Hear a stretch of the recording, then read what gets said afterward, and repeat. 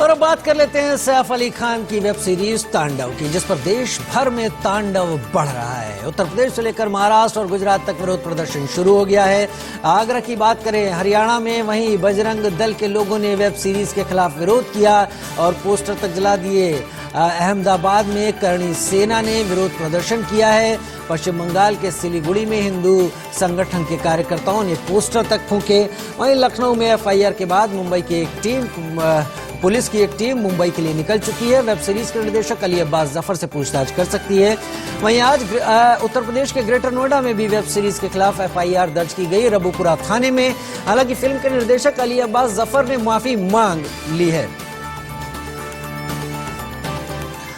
उत्तर प्रदेश के आगरा कलेक्ट्रेट में हिंदू जागरण मंच के कार्यकर्ताओं ने वेब सीरीज तांडव के खिलाफ जोरदार प्रदर्शन किया और इसे बैन किए जाने की मांग की। तस्वीरें आपके टीवी स्क्रीन पर हैं। जिस तरीके से जानबूझकर, यूं कहें कि कहानी के प्लॉट में जानबूझकर भगवान राम, भगवान शिव को लेकर तमाम ऐसी बातें कही गई जिसके ऊपर लोगों का गुस्सा भड़का और उसके बाद स्थिति एक जगह नहीं कई जगहों पर इसी तरीके की है जहां लोग प्रदर्शन कर रहे हैं। तांडव वेब सीरीज में जो कुछ दिखाया गया है वो शोभनीय नहीं है, मर्यादा के अनुरूप नहीं है, इसलिए इसको बैन करने का रिक्वेस्ट किया है। और आगरा ही नहीं, उत्तर प्रदेश के गोरखपुर में भी तांडव वेब सीरीज के खिलाफ काफी उबाल है। शिवराष्ट्र सेना के कार्यकर्ताओं ने वेब सीरीज तांडव के खिलाफ विरोध प्रदर्शन किया। सेना आज इस तांडव फिल्म के विरोध में पुतला दहन किया है। तांडव फिल्म में जो ये दर्शाया गया है कि भगवान हमारे जो आराध्य हैं महादेव, उनको और प्रभु श्री राम के ऊपर जो आपत्तिजनक टिप्पणी की गई है उसके विरोध में शिवराष्ट्र सेना ने आज यहाँ पे पुतला दहन किया है और ये आक्रोश के साथ व्यक्त करते हैं, अगर वो जो फिल्म में कह रहे हैं वो अगर मर्द हैं तो हमारे सामने आके कहें, हम सभी शिवराष्ट्र सैनिक उनका धड़ से सर अलग कर देंगे। ये जो इन्होंने हमारे महादेव जी खिलाफ और भगवान श्री राम हमारे जो आराध्य हैं, समस्त हिंदू जनमानस के आराध्य हैं, जिनकी भारत या पूरे संसार में पूजा होती है, इनका मंचन के माध्यम से वेब सीरीज में जो अश्लीलता फैलाई गई है, जो ये कहा जा रहा है कि इनके फॉलोअर्स बढ़ गए हैं, क्यों न इनका चित्र ही बदल दिया जाए। अरे तुम्हारी क्या औकात है? भगवान श्री राम और भोलेनाथ तो महाकाल हैं, ये तो तुम्हारे चमात को तुमको ही बदल देंगे। इस नाते हम लोगों ने विरोध किया है कि हम लोग भाई हिंदू निष्ठ जनता पूरे विश्व में भगवान श्री राम की पूजा करती है, इनके फॉलोअर्स को आप क्या काम करोगे? आप चित्र क्या बदलोगे? जिनका स्वरूप हम लोग के हिंदू जनमानस के हृदय में बसा हुआ है, उनका बदलोगे क्या? तो उसका हम लोगों ने विरोध किया है पुतला दहन के माध्यम से। उधर तांडव को लेकर बीजेपी के नेता राम कदम के साथ और भी नेता मुंबई के घाटकोपर थाने के बाहर एफआईआर दर्ज कराने की मांग को लेकर प्रदर्शन कर रहे हैं। तफसील से बता रहे हैं इंडियन न्यूज रिपोर्टर उर्वशी खोना। दर्ज हो गई है अमेज़न की वेब सीरीज तांडव को लेकर। हम देखते हैं ऑन ग्राउंड किस तरह से अलग अलग जगहों पे तांडव हो रहा है। कहीं पे अगर एफआईआर दर्ज हो गई है तो कहीं पे एफआईआर की मांग को लेकर बीजेपी नेता डिमांड कर रहे हैं कि जल्द ही जल्द एफआईआर दर्ज हो। यहाँ पे फिलहाल हम घाटकोपर पुलिस स्टेशन के बाहर हैं, जहाँ पे महाराष्ट्र के BJP leader mister Ram Kadam यहाँ पे आए हैं। इन्होंने पहले भी एक दो पुलिस स्टेशन में जो एफआईआर दर्ज करने के लिए मांग की है, पर क्योंकि एफआईआर दर्ज अब तक नहीं हुई है, उसी चीज को लेकर आज राम कदम फिर से घाटकोपर पुलिस स्टेशन पहुंचे हैं और वहीं घाटकोपर पुलिस स्टेशन में ये एफआईआर दर्ज करने की डिमांड कर रहे हैं, जहाँ पे वो कह रहे हैं कि अगर एफआईआर दर्ज नहीं होती है तो ये हंगर स्ट्राइक पे यानी कि भूख हड़ताल पे जाएंगे। हम देखते हैं उसी चीज़ को लेकर पुलिस की डिप्लॉयमेंट अलग अलग जगह पे ये कार्यकर्ता हैं, सपोर्टर्स हैं राम कदम के, जो घाटकोपर पुलिस स्टेशन पहुंच गए हैं। और साथ ही में हम देखते हैं कि किस तरह से राम कदम की जो डिमांड है वो ये है कि एफआईआर दर्ज हो जल्द से जल्द। वहीं एफआईआर के साथ उन्होंने ये भी कहा है कि सिर्फ जो एक एपोलॉजी टेंडर हुई है पूरे कास्ट एंड क्रू से, तांडव के कास्ट एंड क्रू से, उतनी काफ़ी नहीं है। उनको जो है जगह जगह पे एफआईआर के चलते एक्शन उन पर ली जाए और ये पूरी की पूरी वेब सीरीज ओटीटी प्लेटफॉर्म से हटाकर जो है हटा दी जाए, ऐसी डिमांड वो कर रहे हैं। अगर ये सारी चीज़ें न हुई, खास कर एफआईआर, तो राम कदम घाटकोपर पुलिस स्टेशन के बाहर भूख हड़ताल पर होंगे।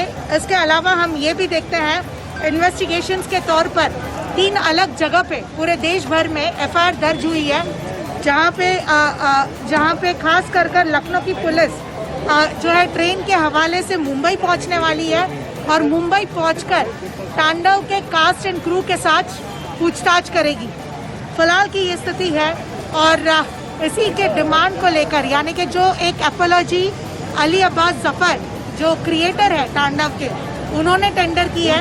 आईएनबी मिनिस्ट्री के साथ अली जफर जो है बात कर रहे हैं, ये भी उन्होंने कल ट्वीट किया है और आईएनबी मिनिस्ट्री के साथ बात कर सल्यूशन निकाला जाएगा, ये भी उन्होंने कहा है।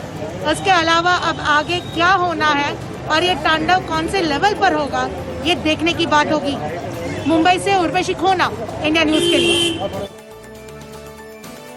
तांडव को लेकर अब बढ़ता तांडव देश के कई हिस्सों में फैल चुका है। हमारे साथ 2 खास लोग जुड़ रहे हैं। हमारे संवाददाता अभिषेक शर्मा मुंबई से जुड़ रहे हैं और विवेक अग्निहोत्री साहब डायरेक्टर हैं, मुंबई फिल्म इंडस्ट्री से आते हैं। अभिषेक, सबसे पहले तो मैं आपसे पूछ लूं कि अभी फिलहाल जो प्रदर्शन मुंबई में चल रहा है, जहां पर राम कदम साहब घाटकोपर थाने के बाहर अनशन पर बैठने की बात कर रहे हैं, अभी क्या स्थिति है मुंबई में सबको लेकर?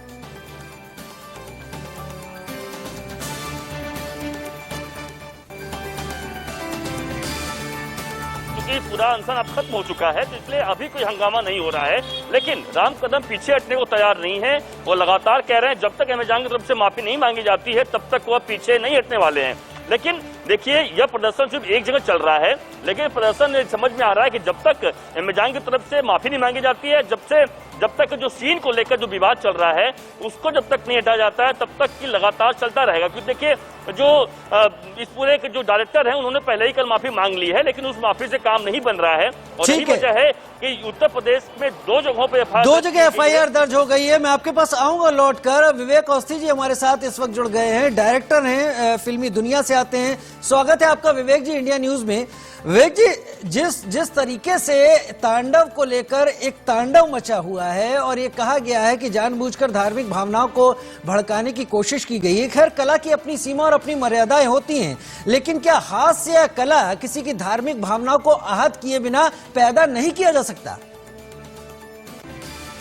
नहीं, मुझे नहीं लगता है कि ये सिर्फ तांडव को लेके ये प्रॉब्लम खड़ा हुआ है। ये कई दिनों से चल रहा था। ये धीरे धीरे, जिसे कहते हैं धीरे धीरे कहीं पे आग सुलगती रहती है और अचानक से भड़क जाती है वो, तो ये कई दिनों से चल रहा था। ये कुछ ऐसा हुआ है कि ये देखिए, ये समझिए कि ये जो ओटीटी चैनल्स हैं ये इंडियन तो है नहीं, ये सब बाहरी विदेशी हैं, अमेरिकन है।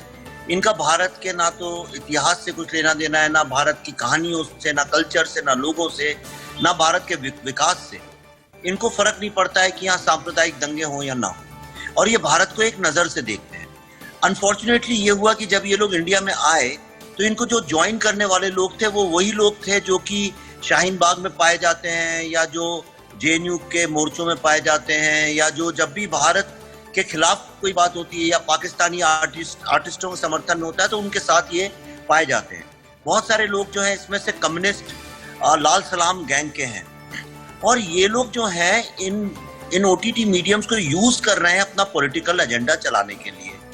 और ये 2014 के बाद जितने फ्रस्ट्रेटेड लोग थे इंडिया के, एक साथ जुड़ गए और इन लोगों ने एक एजेंडा बनाया है कि पब्लिशिंग में, जो प्रिंट जर्नलिज्म है उसमें, सोशल मीडिया में, ये ओटीटी प्लेटफॉर्म्स में, यूट्यूब में किस तरह से एक इस तरह का नैरेटिव क्रिएट किया जाए जो कि मेजॉरिटी के अगेंस्ट हो, मेजॉरिटी को एम्बैरेस करे। और उसी के अंतर्गत ये हो रहा है। और अब लोगों ने इसको पकड़ लिया है, पहले सूंघ रहे थे, अब इसको अच्छे से पकड़ लिया और इसलिए इसके खिलाफ ये अनशन है। ये हिंदू मुस्लिम की बात नहीं है, ये सारी बात है पॉलिटिकल एजेंडा। विवेक अग्निहोत्री जी, आपने ओटीटी प्लेटफॉर्म की बात की, आपने कहा ओटीटी प्लेटफॉर्म ज्यादातर बाहर के देशों के हैं। क्या आप इस तनाव, इस तांडव के बाद, इस महाभारत के बाद, क्या आपको लगता है कि ओटीटी प्लेटफॉर्म्स के लिए एक रेगुलेशन की जरूरत है जहां तक वेब सीरीज या फिल्मों की बात है? देखिए, किसी भी एक सभ्यता किसको बोलते हैं, जहाँ सभ्य लोग रहते हैं वही तो सभ्यता है ना। तो एक सभ्य देश में, एक सभ्य समाज में रहने के लिए या तो लोग खुद मर्यादा उसको माने, या फिर उसके लिए एक मर्यादाएं घोषित की जाएं। तो सारी दुनिया में, चाहे ब्रिटेन हो, चाहे अमेरिका हो, सब जगह में सेल्फ रेगुलेशन है। आपकी टीवी इंडस्ट्री में भी तो एक रेगुलेटरी बॉडी है, वहाँ लोग सेल्फ रेगुलेशन भी है, एडवर्टाइजिंग के लिए भी है, फिल्मों के लिए तो CBFC ही है। हर चीज जो कि मास मीडिया है, प्रिंट जर्नलिज्म के लिए भी है, तो OTT में ऐसा क्या खास है कि इनको पूर्ण आजादी हो, किसी की भी भावनाओं को आहत करें। और सवाल सिर्फ ये धार्मिक बातों का नहीं है। आज मैं आपको बताना चाहता हूं कि सबसे खतरनाक बात जो इस देश में हो रही है, इन OTT के माध्यम से बहुत हिंसा और अश्लीलता, ये दो चीजों को फ्रीडम के नाम पे डाला जा रहा है। कई तो चैनल्स ऐसी हैं जो कि सेमी पोर्नोग्राफिक चैनल्स हैं, जिनमें पोर्नोग्राफिक मटेरियल जो है OTT और वेब सीरीज के नाम पे पुश किया जाता है बिना बात के। जहां जरूरत नहीं है वहां पे अंधाधुंध गालियां, बदतमीजी, परवर्जन, हिंसा, औरतों की बेइज्जती, दलितों का अपमान, ये सब चीजें खुलेआम यहाँ हो रही हैं।